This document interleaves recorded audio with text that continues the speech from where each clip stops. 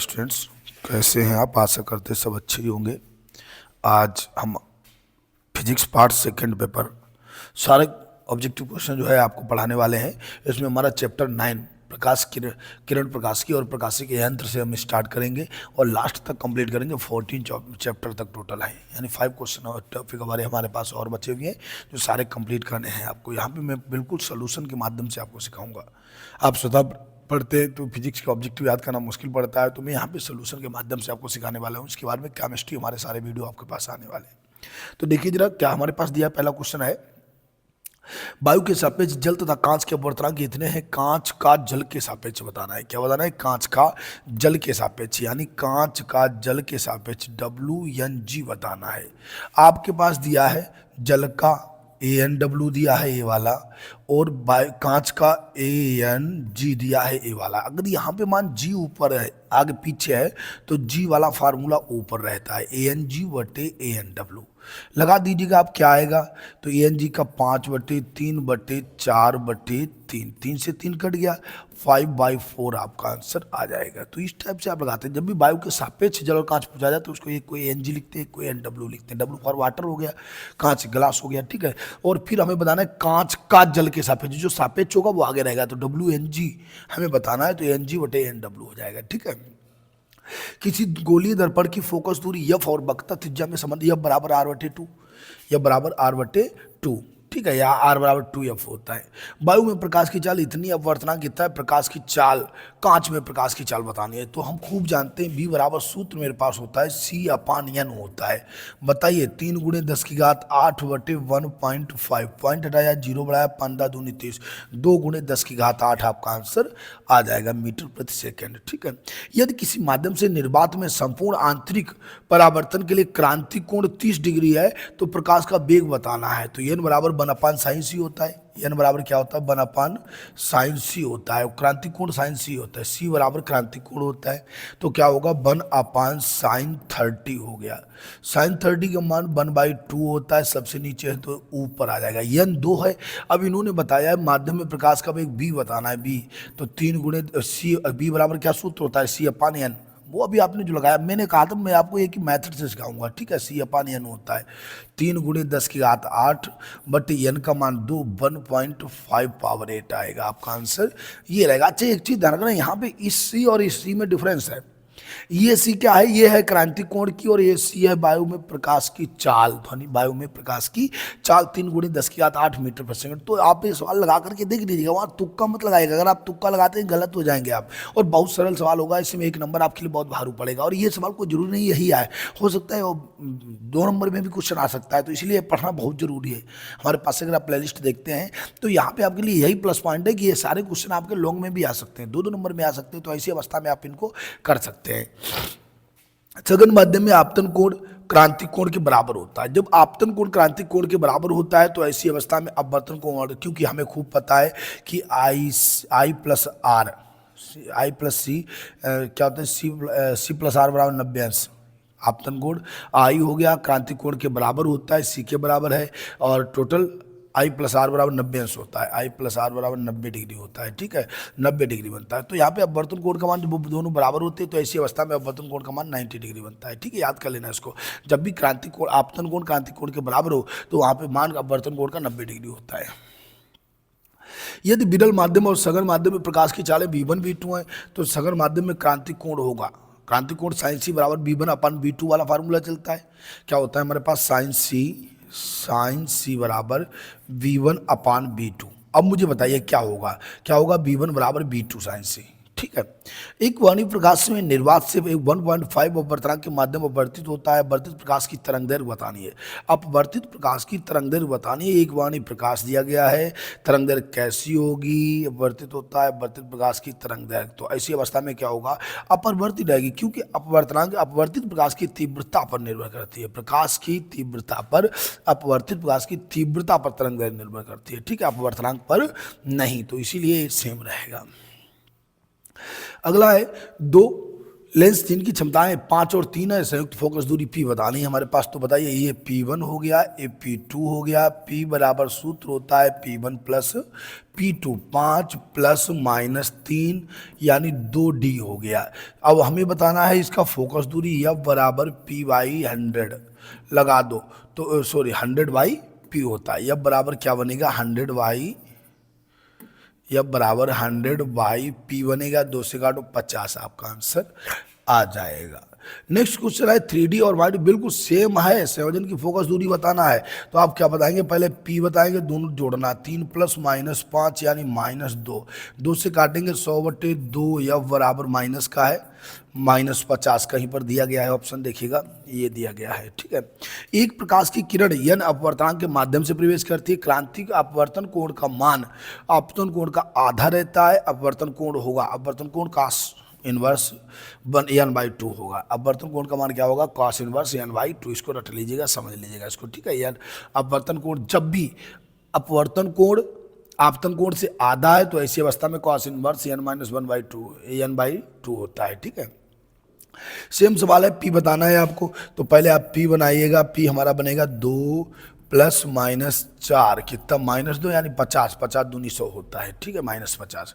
एक उत्तल लेंस की क्षमता इतनी है, फोकस दूरी बतानी है, तो यह बराबर वही बात है 100/2, 100/P, तो 50 आपका आंसर आ जाएगा, 2 से काट देंगे।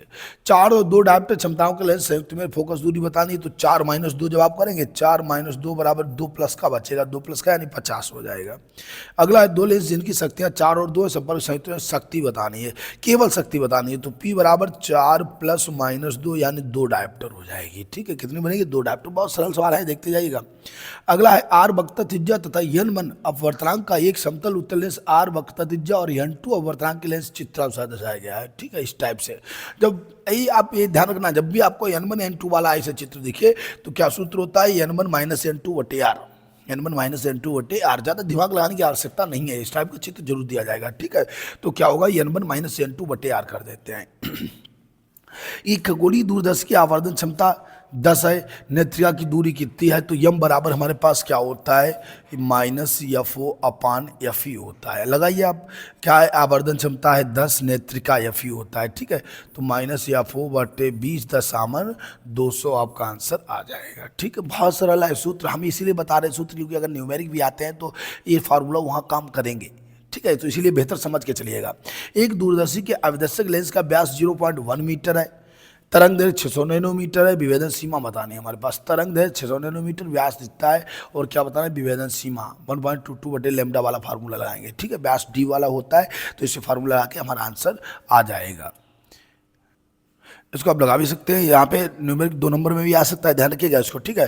तो ये व्यास क्या हो गया, व्यास हमारा D हो गया, 0.1 मीटर हो गया, और लैम्डा कितना हो गया, लैम्डा है हमारा 600 नैनोमीटर है, यानी हम नैनो में -9 होता है, 600 पावर -9, 2 अंक बैक मार दो, 6 पावर -7 मीटर, ठीक है। विभेदन सीमा बराबर सूत्र होता है, सीमा बराबर सूत्र होता है 1.22 λ/d होता है, ठीक है। अब आप इसमें मान निकाल लीजिएगा, तो 1.22, ठीक है। लैम्डा का मान 6 पावर -7, D का मान कितना है 0.1, पॉइंट 0 कितना हुआ, 6 दूनी 12, 6 दूनी 12, 1 13, 6 से 7/10 हो गया, यानी 73.2 पावर -7, शुद्ध कर लो 7.32 पावर -6 रेडियन, ये आपका आंसर आ जाएगा। सूत्र याद रखना 1.22 λ/d होता है विभेदन सीमा का, ठीक है। एक प्रकाशिक तंतु में तंतु के ऊपर लेप की गई तह का अपवर्तनांक होता है, तो तंतु के ऊपर जब लेप की जाएगी तह, तो उसके लिए पदार्थ से हमेशा कम होता है अपवर्तनांक, तंतु के पदार्थ से कम होता है। प्रकाशिक तंतु में निम्न में से प्रकाश के किस गुण का प्रयोग किया जाता है, प्रकाशिक तंतु जैसे आप बात करें हीरा, पूर्ण आंतरिक परावर्तन, क्या चलता है, पूर्ण आंतरिक परावर्तन, ठीक है। ऐसे ही प्रकाशिक तंतु में भी पूर्ण आंतरिक परावर्तन ही कार्य करता है। वस्तु की अपेक्षा बड़ा आवासी प्रतिबिंब, बड़ा और आवासी किसका होता है, अवतल दर्पण का। उत्तल दर्पण का होता है सीधा होता है, छोटा होता है, ठीक है, सीधा छोटा। बड़ा आवासी किसका, अवतल दर्पण का हो जाएगा। दर्शाए गए चित्र के अनुसार यह फोकस दूरी वाले लेंस के द्वितीय फोकस के प्रथम की न्यूनतम दूरी x2 मान लेते हैं। ये वाला x2 दिया गया है, तो ऐसी अवस्था में ये f2 हो गया, f1 हो गया, उधर x हो गया, तो हमारे पास फार्मूला क्या बनेगा, x2 बराबर f अपान x1 हो जाएगा। x2 बराबर f अपान x1 होगा। ठीक है, ध्यान रखिएगा ये पॉइंट, ये अगर इस स्लाइड पर चित्र आता है तो x2 बराबर f अपान x1 होगा। अगला है यह अपवर्तनांक वाली गोली अवतल पृष्ठ की प्रथम और द्वितीय फोकस दूरियां f1 f2 दिया गया है, मध्य संबंध बताना है, तो यह अपवर्तनांक दिया है, तो f1 बराबर क्या बनेगा, ये बात आपको बतानी है, तो f2 बराबर n f1 होता है। क्या होता है, सूत्र हमारे पास होता है n बराबर b2 b1 वाला नहीं होता, b1 अपान b2, तो वैसे ये वाला होगा, तो n क्या बनेगा हमारे पास, देखिए जाए f2 बराबर n f1 होगा, माइनस का n f1। जब एक वर्णी प्रकाश निर्वात से किसी पारदर्शी माध्यम से जल में प्रवेश करता है, तो कौन सा अभिलक्षणिक अपरिवर्तित रहेगा, कौन सा भाग अपरिवर्तित रहेगा, तरंग रहेगी, आवृत्ति रहेगी, नाल रहेगी, तीव्रता रहेगी। तीव्रता तो कम हो जाएगी, चमक उसकी कम हो जाएगी, जब वो वायु से जल में आएगा तो चमक कम हो जाएगी। और उसके बाद में क्या है, चाल तो ऑलरेडी बदल जाएगी, माध्यम बदलेगा, चाल बदलेगी, तरंग उसकी दूरी कम हो जाएगी, तरंग माने दूरी होता है। ठीक है, 100 मीटर तक अगर वायु में जा रहा है तो वो कितना है, 2 या 4 मीटर जाएगा पानी में। ठीक है, तो इसका मतलब आवृत्ति का कोई फर्क नहीं पड़ेगा, आवृत्ति सेम रहेगी। नेत्र लेंस की प्रकृति होती है, नेत्र लेंस कैसा होता है, अपसारी होता है कि अपसारी, तो वो तो दोनों ही होगा, क्योंकि दोनों नहीं होगा तो काम नहीं करेगा, नहीं दोनों नहीं होगा, सॉरी क्या है, अपसारी दिया है, अभिसारी होता है। नेत्र लेंस क्या करता है, अभिसारी होता है। प्रकृति कैसी होती है, अभिसारी होती है, ये पॉइंट खास है। नेत्र लेंस की प्रकृति कैसी होती है, अभिसारी होती है कि अपसारी होती है। अभिसारी का है, अभिसारी कहेंगे आप, अभिसारी का मतलब होता है कि बड़े दूर दूर से रेज आएंगी और उसके बाद में वो सभी आकर के एक मेन पॉइंट पर केंद्रित हो जाएंगे, इसी को आप नेत्र लेंस कहते हैं। ये अभिसारी हो गया। ठीक है, फिर ये उनको इसी तरीके से उनको आगे क्रम में बढ़ाएगा, छोटे लेवल में, बड़े लेवल में नहीं ले जाएगा। ठीक है, फिर क्या है कि प्रिज्म से गुजरने वाले निम्न में से किस रंग के प्रकाश का विचलन अधिकतम होता है। किस रंग का प्रकाश विचलन किसका अधिक होता है, तो हमेशा याद रखिए बैंगनी रंग का। विचलन का मतलब क्या होता है, विचलन का मतलब होता है इधर उधर विचलित हो जाना, प्रकीर्णित हो जाना। ठीक है, बैंगनी रंग का होता है लाल सीधे जाता है। उत्तल लेंस की फोकस दूरी अधिकतम होती है, उत्तल लेंस की जो फोकस दूरी अधिकतम हमेशा किसकी होगी, लाल रंग के प्रकाश के लिए। उत्तल लेंस की फोकस दूरी, लेंसों की फोकस दूरी अक्सर लाल रंग के प्रकाश के लिए प्रभावी होती है, और प्रिज्म से गुजरने पर क्या होता है, बैंगनी रंग का प्रकीर्णन या विचलन ज्यादा होगा। किसी सघन माध्यम में क्रांतिक कोण को निम्नवार, तो आप जानते हैं, सी बराबर tan इनवर्स n माइनस 3/4 कहा जाता है। सघन माध्यम का अपवर्तनांक विरल माध्यम के सापेक्ष होगा। आप ऐसे बता दीजिए क्या होगा, तो 3/4 वहाँ पे दिया गया है। अब आप इससे मान निकाल लो, क्या मेरे पास दिया है, सी का मान दिया है, सी बराबर यानी 10c बराबर 3/4 हो गया। सी बराबर tan इनवर्स 3/4, इसका मतलब लंब आधार 3/4 हो गया, लंब आधार हो गया। कर्ण कितना आएगा, कर्ण 5 आएगा, कर्ण 5 बनेगा। ठीक है, क्या पूछा है आपसे, विरल माध्यम के जस्ट अपोजिट पूछा है, तो 5/3 इसका आंसर आ जाएगा, कर्ण बच्चे लंबा हो जाएगा। ठीक है, अगला क्वेश्चन मेरे पास है, चित्र में प्रदर्शित प्रिज्म में अविलंबित प्रकाश किरण होती है, कांच व क्रांति कोण कितना होगा। जो अविलंबित प्रकाश किरण होगी तो क्रांति कोण हमेशा 45 डिग्री से कम होगा।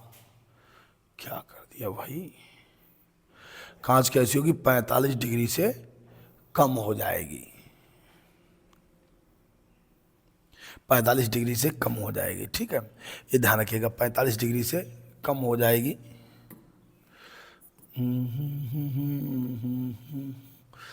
अगला क्वेश्चन हमारे पास है, ए कोण को, ए प्रिज्म कोण वाले प्रिज्म के अपवर्तनांक √2 है, विचलन कोण 90 - है, तो ए का मान बताना है। हमारे पास सूत्र होता है del m बराबर n - 1 इंटू ए होता है। विचलन कोण 90 है, तो यहाँ 90 - a लिख दो, बराबर n कितना है, √2 - 1 इंटू ए हो गया। तो क्या बनेगा, 90 - a। अब बताना क्या है, ए का मान बताना है, लगा दो। √2 का 1.414 होता है, हम डायरेक्ट लगा रहे हैं। ठीक है, 1 माइनस कर दो, 0.414 होगा, और बराबर इंटू ए हो जाएगा हमारे पास। ठीक है, ए वाले ए से जोड़ दीजिएगा, तो क्या बनेगा, क्या हम गड़बड़ तो नहीं कर रहे हैं। अब वर्तनांक का है, विचलन कोण है, तो ए का मान बताना है। ए का मान 45, ये फार्मूला नहीं लगाएंगे आप, 90 - थीटा वाला लगाएंगे, sin a/2 वाला, sin a/2 वाला लगाएंगे, 145 डिग्री हमारा मान बनेगा। इसको डायरेक्ट लगा लीजिएगा, ऐसे नहीं बड़ा बनेगा। इसका क्या होगा, n बराबर sin a + Δm/2 sin a/2। ठीक है, एक ही जगह ए ही रहने देना, वहाँ √2 बना लेना, इसका मान आएगा, बड़ा मान आएगा, ठीक है, तो 60 डिग्री बन जाएगा, इससे 60 रखो। कागज की शीट पर एक स्याही का धब्बा है, धब्बे के ऊपर 6 सेंटीमीटर मोटा और n अपवर्तनांक कांच का गुटका रखा है, धब्बे का विस्थापन बताना है, n-1 वाला क्षेत्र प्रभाव फार्मूला लगेगा। तो इसके लिए हमारे पास सूत्र भी दिया है, T × 1 - n × 6 से पहले आप 1/n घटाएंगे, n का मतलब अपवर्तनांक का पॉइंट हटाया, 0 बढ़ा लिया, हर बराबर कर लिया, 15 से 10 गया कितना, 5 हल करने के बाद में 2 सेंटीमीटर आपका आंसर आ जाएगा। तो D = T × 1 - 1/n होगा, D = T × 1 - 1/n, ठीक है, इससे आप लगा लेंगे। T हमारे पास ये T मोटाई होती है, n ए वाला होता है, D = T × 1 - 1/n होता है, सूत्र लगा देना। किसी प्रिज्म के प्रिज्म कोण और न्यूनतम विचलन कोण के मान बराबर हैं। अब वर्तमान 2 cos A/2, इसका एक न्यूमेरिक है हमारे पास, 2 cos A/2 ही इसका आंसर आता है। कैसे आता है? प्रिज्म कोण और विचलन कोण बराबर हैं, यानी सूत्र हमारे पास होता है n = sin A + Δm/2 बटे sin A/2। लगाओ तो क्या होगा, sin A + Δm भी बराबर है A/2 बटे sin A/2, तो कितना बनेगा हमारे पास, sin 2A/2 बटे sin A/2, A/2, 2 से 2 कट जाएगा, क्या बनेगा जरा देखना एक बार कि 2 sin A बचा है। sin A का सूत्र एक होता है sin A = 2 sin A/2 × cos A/2, बस यही वाला यहाँ पे मान रखेंगे। तो sin A के जगह 2 sin A/2 × cos A/2, और बटे में कौन है मेरे पास, sin A/2 है, A/2 कट जाएगा, cos 2A/2 आपका आंसर आ जाएगा। यह फोकस दूरी का उत्तल लेंस 2f फोकस दूरी वाले अवतल लेंस के संपर्क में रखा है, संयुक्त फोकस दूरी बतानी है। बताइए, 1/f = 1/f1 और प्लस 1/f2, यहाँ किसका होगा, माइनस का होगा, हर बराबर कर लो, तो यहाँ पे क्या होगा, 2f - 2f और प्लस f, ये वाला इधर गुणा होगा, ये इधर होगा, ये 2f - f होगा, कितना बनेगा, 2f, अरे भाई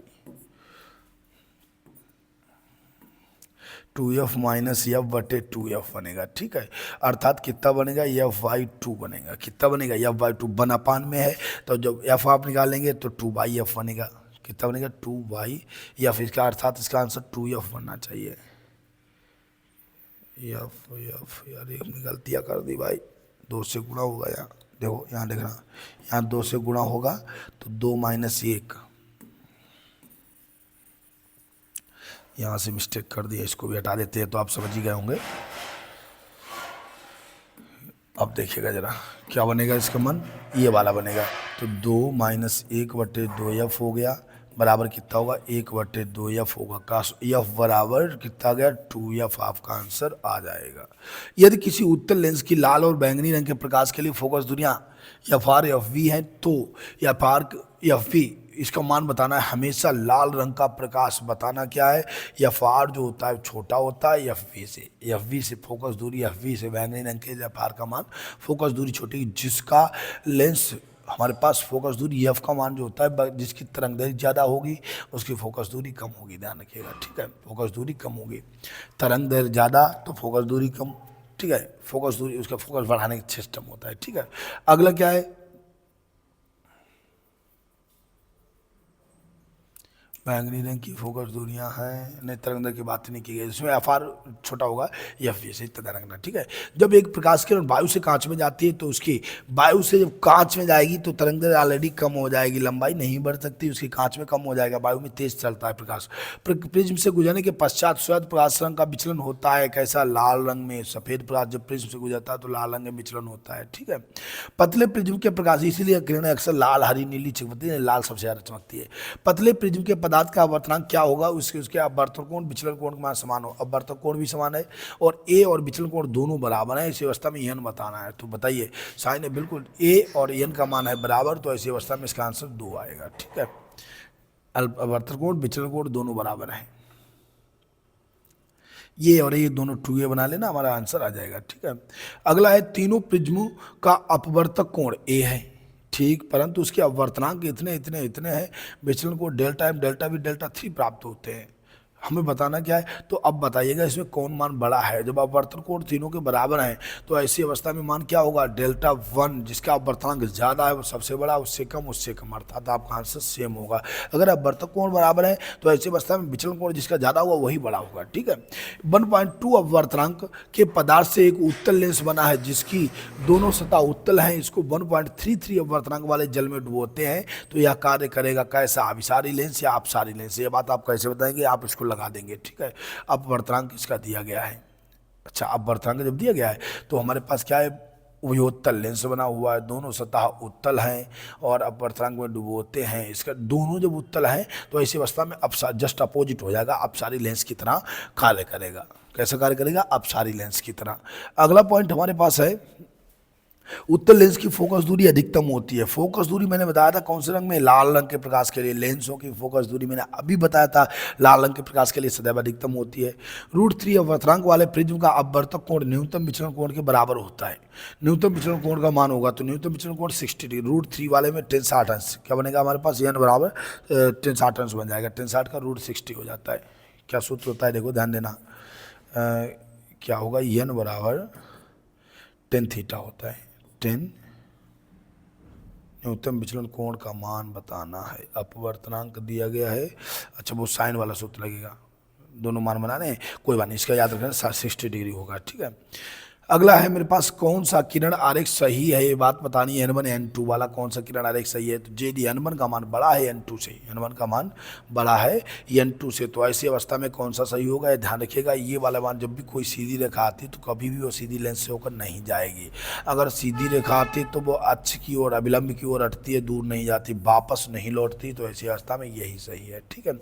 लेंस मेकर सूत्र बन पाने वाला जो सूत्र हमारे यहाँ फोकस दूरी प्रयुक्त होती है। फोकस दूरी कैसी, द्वितीयक फोकस दूरी प्राप्त होती है। कैसी, सदैव द्वितीयक फोकस दूरी। ये पॉइंट खास है, इस वाले सूत्र में सदैव फोकस दूरी द्वितीयक प्राप्त होती है, ठीक है। ये हमारा टॉपिक फर्स्ट था, यानी 9 टॉपिक था। अब हम इसके बाद टॉपिक 10 पे बात करेंगे। टॉपिक 10 हमारा मोस्ट इंपॉर्टेंट है, थोड़े ही क्वेश्चन इसमें ज़्यादा नहीं है, जल्द लगातार जुड़े रहिएगा, अभी मैं सारे कंप्लीट करवा देता हूँ। अगला हमारा जो है चैप्टर 10 है तरंग प्रकाश की। इसमें थोड़ी न्यूमेरिक है, देख लेते हैं जल्दी जल्दी। किसी गतिमान कण से, कुछ ही ऑब्जेक्टिव क्वेश्चन है, ठीक है। किसी गतिमान कण से संबद्ध de Broglie तरंग दैर्घ्य निर्भर नहीं करती है। तरंग दैर्घ्य का मतलब आवेश से मतलब नहीं होता है, ठीक है। वेग तो चल जाएगा, इसका वेग पर निर्भर करेगी। वेग है तो संवेग है, ठीक है। द्रव्यमान होता है, द्रव्यमान गुणे वेग बराबर संवेग होता है, द्रव्यमान गुणे वेग बराबर संवेग, तो इसका मतलब द्रव्यमान भी निर्भर करेगी, लेकिन आवेश से इसका कोई संबंध नहीं होता। तरंग दैर्घ्य आवेश से संबंधित नहीं होती है, ठीक है। यदि व्यतिकरण करने वाली दो तरंगों की तीव्रताओं का अनुपात इतना है तो उसका महत्तम न्यूनतम तीव्रताओं का अनुपात बताना है, ठीक है। 16:9 है तो सबसे पहले आप A1/A2 बना लेंगे। इसका क्या बना लेंगे, तीव्रताओं का अनुपात दिया है तो A1/A2 बना लेंगे, और उसके बाद आप महत्तम और न्यूनतम तीव्रताओं का अनुपात बनाएंगे। यहाँ पे मेरे पास क्या दिया है, I1/I2 दिया है, तो सबसे पहले A1/A2 बराबर √I1/A2, यानी 16/9 कितना बनेगा, रूट में 4/3 बनेगा, यानी A1 हो गया 4, A2 हो गया 3। महत्तम न्यूनतम I मैक्स अपान I मिन, इसमें क्या होता है, एक बार प्लस का वर्ग 4 + 3 का वर्ग बटे 4 - 3 का वर्ग, A1 + A2 का स्क्वायर अपान A1 - A2 का स्क्वायर, ठीक है। 7 का वर्ग हो गया बटे 1 का वर्ग हो गया, कितना हुआ 49/1, अर्थात आपका आंसर ये सही आएगा, ठीक है। ध्यान रखना तीव्रता दिखो तो सबसे पहले उससे आप A1/A2 निकालेंगे, √I1/I2 स्क्वायर, ठीक है, सूत्र होता है √I1/I2। मान निकाल लेना, A1 A2 निकाले तब I मैक्स I मिन निकालिएगा। जल की सतह पर तेल की पतली परत बिछी हुई है। सूर्य के प्रकाश से इस सतह पर सुंदर रंग दिखाई देते हैं। सुंदर रंग क्यों दिखाई देंगे, व्यतिकरण के कारण, विक्षेपण के कारण, प्रकीर्णन के कारण, ध्रुवण के कारण, तो आप स्वयं बता सकते हैं व्यतिकरण की वजह से सुंदर रंग दिखाई देता है, ठीक है। व्यतिकरण ध्वनि तरंगों, जब दो प्रकाश तरंगें एक साथ चलती है तो उसको व्यतिकरण कहते हैं आपस में उनके, ठीक है। अगला क्या होगा, समान आयाम और समान तरंगदैर्घ्य की दो प्रकाश तरंगें अध्यारोपित की जाती है, परिणामी आयाम अधिकतम होगा, उनके बीच कलांतर हमेशा शून्य होता है। जिनके बीच कलांतर शून्य होगा परिणामी आयाम अधिकतम होगा। कालांतर शून्य तो परिणामी आयाम अधिकतम होता है। प्रकाश तरंगों की अनुप्रस्थ प्रकृति की पुष्टि कीजिए। अभी हमने बताया था अनुदैर्घ्य कौन से, अनुप्रस्थ कौन सी तरंगें होती है, जो गामा चुंबकी वाली ये सारी तरंगें, ठीक है, अनुदैर्घ्य चलती है और ये अनुप्रस्थ होती है, ठीक है। वैद्युत चुंबकीय तरंगें अनुदैर्घ्य और ये अनुप्रस्थ हो जाएंगे, ठीक है। तो अब बताइएगा मुझे, प्रकाश तरंगें अनुप्रस्थ प्रकृति की पुष्टि कीजिए। क्या होता है, ध्रुवण द्वारा पता चलता है कि अनुप्रस्थ तरंगें होती हैं, ठीक है। ध्रुवण कोण P और C में संबंध होता है, n बराबर 10 IP होता है, n बराबर 10 IP होता है, ठीक है। IP n बराबर 10 IP, ऐसा कोई फार्मूला हमारा इस टाइप का है, क्या है 10P बराबर, अब जब बताइए n बराबर 10 IP हो गया, ठीक है। यहाँ पे इन्होंने बनाया हुआ है और n बराबर होता है 1/sin होता है, n बराबर 1/sin, तो क्या बनेगा 10 IP बराबर 1/sin हो गया। अब आप इसमें मान निकालिए 10 IP का मतलब sin IP अपान cos IP बराबर 1/sin हो गया, ठीक है। क्या आप पहुँचेंगे वहाँ तक? नहीं पहुँचेंगे, cos तक पहुँच पाएंगे। सूत्र याद कर लेना, ये वाला सही है, 10P बराबर cos x, 10P बराबर cos x हो जाता है, ठीक है। 1/sin ऐसे, हाँ ये तो बन तो गया है, यहाँ से बन गया है। 1/sin को क्या बोलेंगे, cos x बोलेंगे, साइन 1/sin का cos x होता है, 10P बराबर cos x, ये वाला आपका आंसर सही हो जाएगा।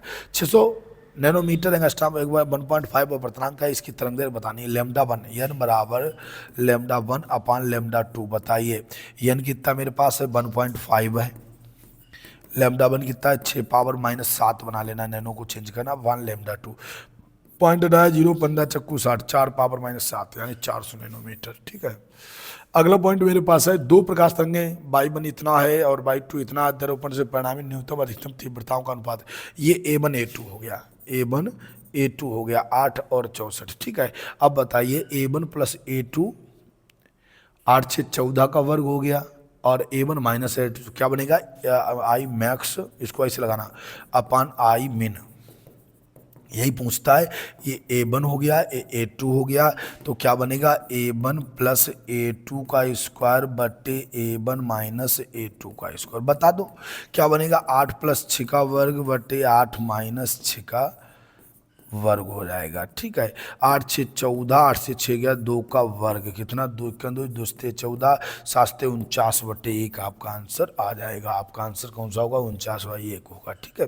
क्रांति कोण में व्यस्त होता है क्या सघन माध्यम में क्रांति कोण निम्न से व्यक्त होता है, IC बराबर, हाँ सही है, 10 इनवर्स होता है, सही है, n बराबर 10 IP वाला फार्मूला है, ठीक है। सघन माध्यम का अपवर्तन विचलन के सापेक्ष होगा, देखो सूत्र हमारे पास है, n बराबर 10 IP, ठीक है। तो 10 IP बराबर कितना, n भाई 5/7 बराबर 10 IP है, इतना मान दिया है, ठीक है। लंब कांड हो गया, उल्टा चलेगा, सघन माध्यम के सापेक्ष सघन का अपवर्तनांक विरल के सापेक्ष होगा, 5/7 का कोई मान बनेगा नहीं, तो इसका मतलब इसका चलो कोई मान, इसका आंसर आप 1.6 कर देना, ठीक है। 7/5 करना तब भी आ जाएगा, 7 के 7 2 7 में चल जाएगा, ठीक है।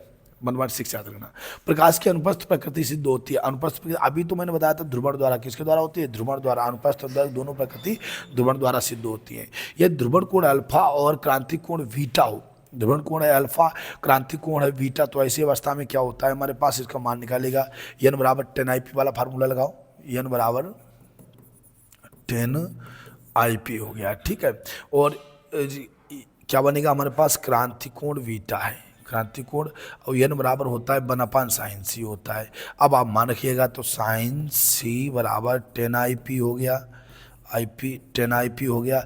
अब sin की क्या होगा बीटा, और 10 का क्या हो सकता है, ये अपान में था, ये 1/, में था, ठीक है। 1/sin उल्टा है तो इसको 1/10 IP करेंगे, यानी cot IP हो जाएगा, cot alpha, sin cot alpha हो जाएगा, ठीक है। ध्रुवण कोण अल्फा क्रांति कोण बीटा है, तो क्या होगा 10 IP, अब ऐसे आप बता दो, 10 IP गुणे साइन IP बराबर 1, 10 IP गुणे साइन IP बराबर 1 बनेगा। दो तरंगें कला संबद्ध होती हैं तो वे तरंगें उत्पन्न, कला संबद्ध स्रोतें हमेशा व्यतिकरण उत्पन्न करती हैं, ठीक है।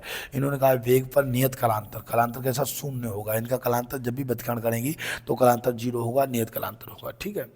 बस हमारे ये से इतने क्वेश्चन थे।